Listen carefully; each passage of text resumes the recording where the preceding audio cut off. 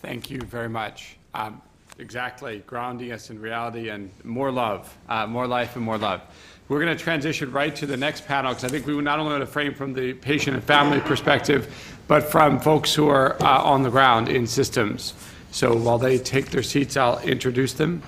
So we're framing the conversation, the utility of segmentation strategy for high needs patients, the implications for care and policy. We're going to start with Dr. David Dorr.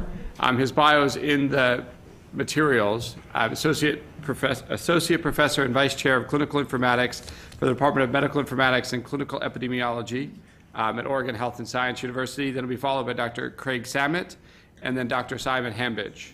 So without further ado.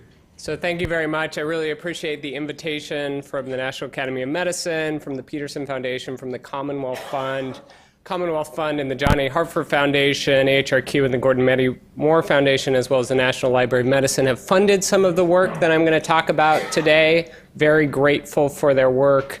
I'm going to focus a little bit on primary care, but starting with a little bit of a story of an older adult. So Miss Vieira, this is drawn from real life, but that's not a real name. So Miss Vieira is a person, 75 years old. She has multiple chronic conditions, and she has a spouse. Her husband lives with her, but actually their adult daughter is their caregiver because her multiple chronic conditions really require a lot of care and need. You can see here that at the bottom of this diagram, which I created for engineers so they can understand the complexity of the medical healthcare system, the bottom is her treatment regimen, the recommendations that are made to her by the 12 specialists she'll see in the year, the primary care team, and actually by the decisions that she and her family make at home, by their ability to follow such a complex regimen and how it fits with their goals, treatment,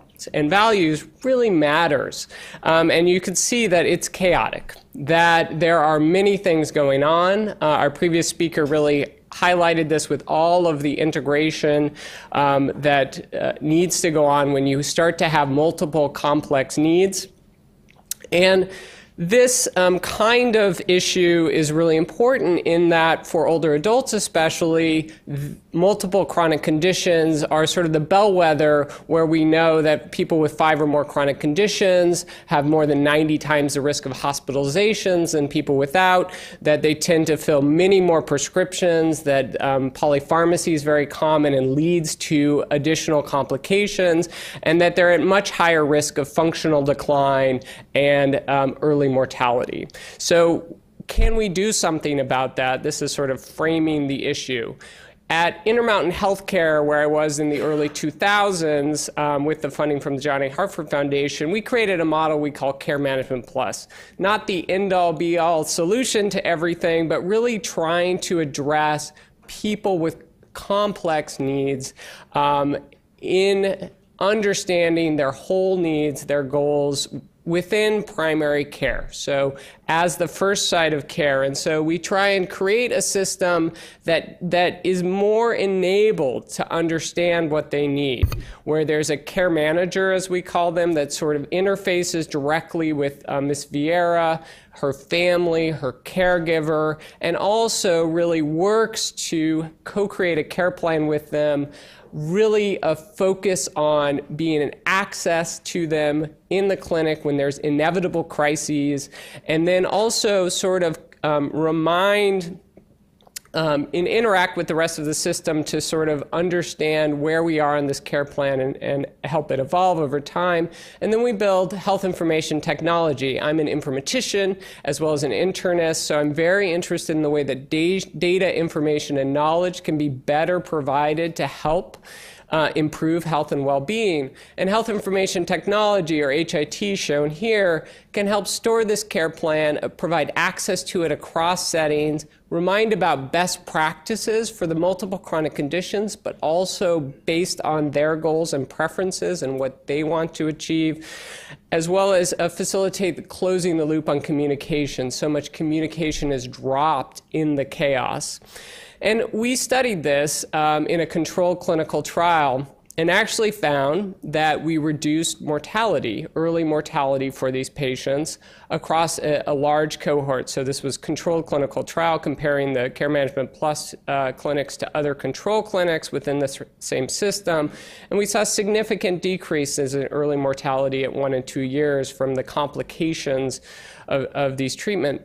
But we also saw this effect was potentiated, was much stronger in this subset of patients we called the diabetes subset in the paper that's in the shared information.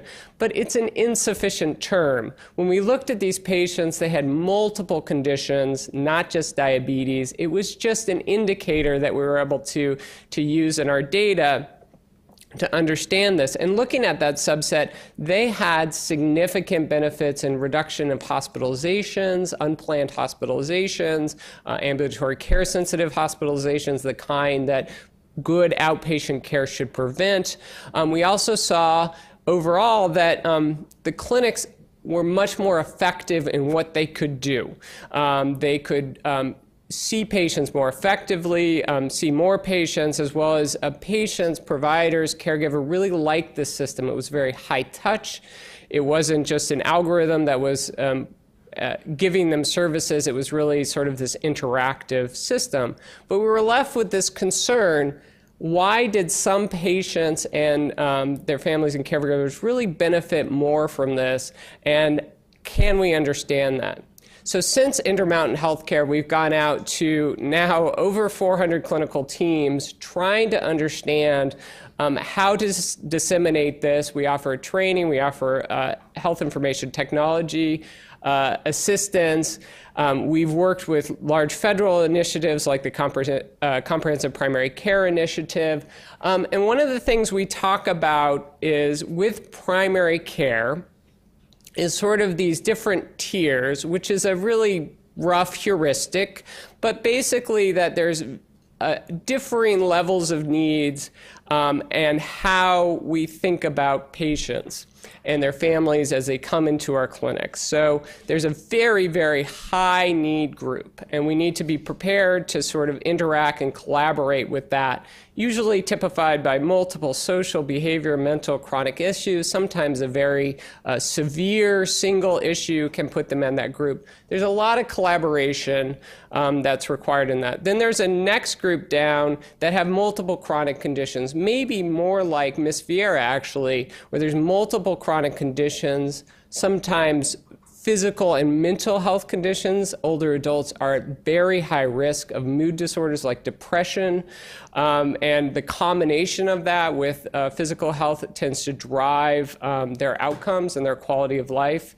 And then there's moderate and low. And when we've worked with practices on this, they really have engaged in this sort of model, saying, yes, there's some patients in our practice that we really need to figure out a different way, a different system with whom to interact. We also see that these groups tend to need more services, and that the costs are concentrated, which I'm sure you'll hear about here. But what really drives their outcomes and what is amenable to change is the work I've been doing since then, because just the simple chronic illnesses don't capture that. And so we've found a number of things you'll hear about: functional status, the ability to do activities of daily living, for instance, social determinants of health. And actually, we have some evidence that early childhood experiences really can affect this even in later life. Responsiveness, motivation, environmental, and then these multiple conditions. So trying to capture that has been really challenging. And one of the things we've seen in primary care is that an algorithm data itself to capture this kind of information is not enough. You can create an algorithmic risk score, by which I mean you sort of gather a bunch of data and you calculate some risk or calculate a segment need, and then you're trying to tailor care to that. Doesn't get implemented effectively at the point of care. Rather, we found that you need a score that's helpful, but then it needs to be moderated by clinical intuition, by crucial conversations with the patients and family. We call that adjudicating. So then you say, you know, this person's doing pretty well, they've got a lot of support, but this person is not. And then we start to tailor and we start to provide different kinds of services as well. Electronic health record systems can really help in this. And we've seen a lot of clinics now start to pick up and do this kind of adjudication, calculate a score, and then adjudicate it right at the point of care, connect it to the care plan that they've discussed, and then start to use this more effectively. The Comprehensive Primary Care Initiative has really actually moved this along in a large population, and we're studying this directly. But you need to sort of put those pieces together, that you need to remind people about this care plan across the different settings and make sure it's salient to them, and that you need to remind about best practices not only for the many standard preventive and chronic needs, but also based on what's in that care plan about what's important to them through advanced decision support. And you've got to combine data. This interoperability, this was mentioned already, so important. So the ongoing barriers and progress related to that, it's difficult to implement. We need to engage and have this sort of iterative learning cycle with primary care.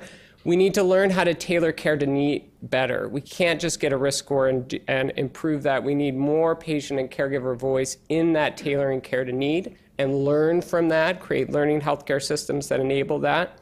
The fragmentation of healthcare data is improving. I think the ONC has made some great steps in sort of saying you can't keep your data separate anymore. You have to be able to share it. And there's new standards that are emerging. We have to learn how to get that data not only to healthcare settings, but to patients and families in ways that they can use as they go from setting to setting. And then traditionally, we haven't had much at the point of care to think about populations at risk and apply it. This is changing. It's a lot of the work that I do. And so I look forward to the rest of the speakers and our conversations around this today. Thank you very much.